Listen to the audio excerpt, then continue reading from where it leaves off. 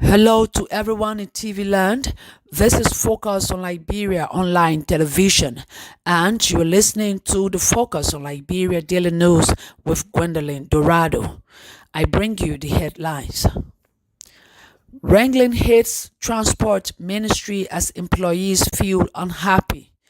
Ministry of Justice has 90% ghost names on judiciary payroll. Former Auditor General warns of backlash at May's salary withholding scandal in Liberia. Government of Liberia and World Bank mission team conclude a week-long meeting, and Liberians remembered their loved ones. Those were the headlines, and I'll bring you the news in details. Information guided by Global News Network Liberia has revealed that the newly appointed and confirmed Minister of Transport, Mr. Salif Tyler, is vigorously making some unexpected transfers of employees from one department to another without qualification and competency at the advancement of affected employees, giving rise to mixed feelings amongst them at the ministry.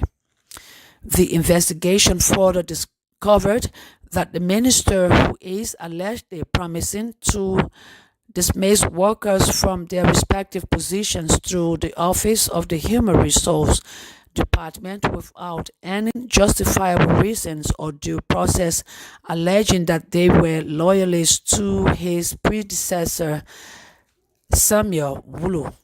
According to sources close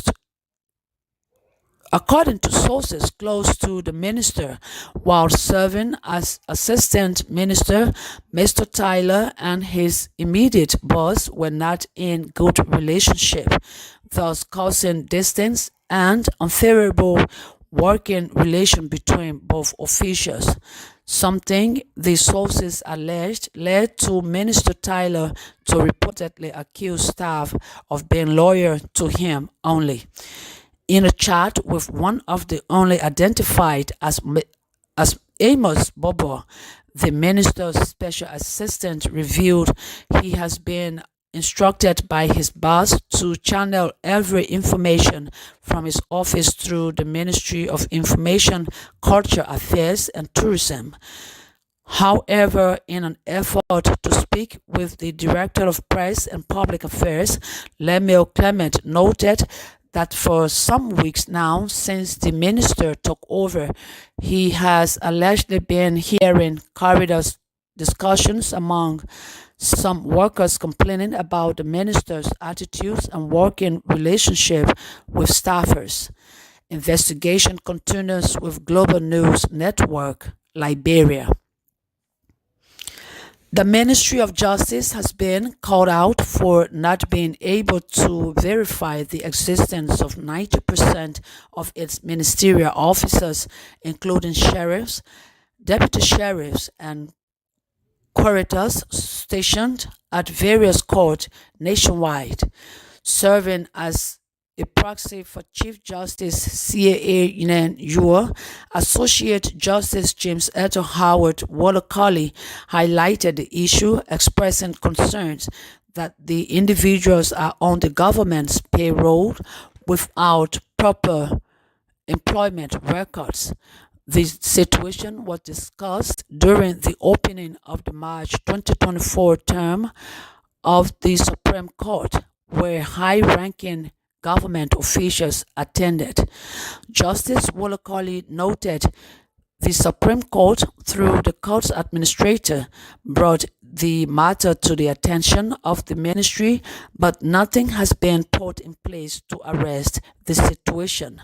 However, she emphasized that over the past decades, they have experienced an influx of unknown persons claiming to be sheriffs and constable for the Ministry of Justice assigned to serve as ministerial officers to courts across the country.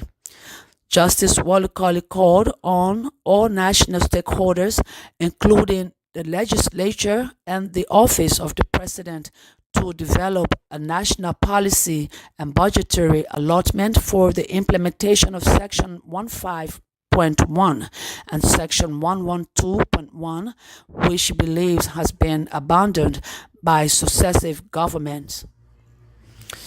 The revelation sparked controversy amongst legal professionals, with questioning accountability within the judiciary and others pointing fingers at the Ministry for the oversight.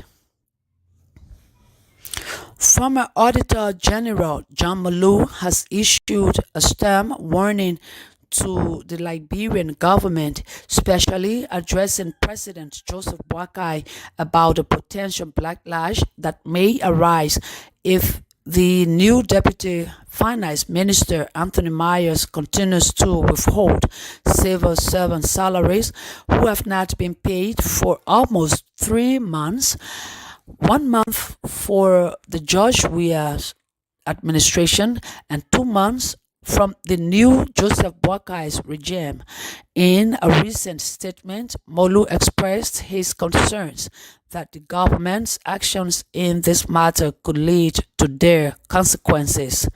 Molu concluded his statement by drawing a comparison to the past, especially mentioning Samora Wolokoli, likely referring to former Liberian President George Weah's Deputy Finance Minister. The warning from John Molu serves as a reminder to the Liberian government that withholding civil servant salaries can have severe consequences, highlighting the frustration and concerns of the affected individuals, and emphasized the need for prompt resolution to avoid any potential backlash. The government of Liberia and the World Bank mission team have concluded a week-long meeting towards strengthening the public financial management system across spending entities. Government Finance and Development Planning Minister Boimai Kamara, speaking on behalf of the government of Liberia, commended the bank for helping strengthen the country's public financial management system across various spending entities. Mr. Kamara also lauded the bank for its level of commitment and support to other sectors of the Liberian economy. For her part, World Bank Liberia Country Manager Georgia Wallen has expressed delight with the various engagements between the bank and the government of Liberia, including stakeholders. Thousands of Liberians converged at various grave sites across the country in memory of their loved ones who departed this world. The day is set aside by the government of Liberia to remember the dead who once lived on the face of the earth. In memory of the day, President Joseph Yoma Boakai has, by proclamation, declared Wednesday, March 11, as a decoration day, and it is to be observed throughout the Republic of Liberia as a national holiday. The proclamation is in consonance with an act of the legislature which was passed on October 24th, 1916, declaring the second Wednesday in March each year. According to a foreign ministry release, the observance is in the recognition of the nation's past heroes and heroines who have lived and died in the interest of the country. The presidential proclamation called upon all ministries, agencies, local and international organizations, and the public to join the Ministry of Education to organize and execute appropriate program to make the day meaningful. President Boakai ordered that the national ensign be flown at half-staff from all public buildings, military camps, and private residences from 6 o'clock ante-meridian to 6 o'clock post-meridian. That does it for the Focus on Liberia Daily News. I bring you a recap of the headlines. Wrangling hits Transport Ministry as employees feel unhappy. Ministry of Justice has 90% ghost names on judiciary payroll. Former Auditor General warns of backlash at May's salary withholding scandal in Liberia. Government of Liberia and World Bank mission team conclude a week-long meeting, and Liberians remembered their loved ones.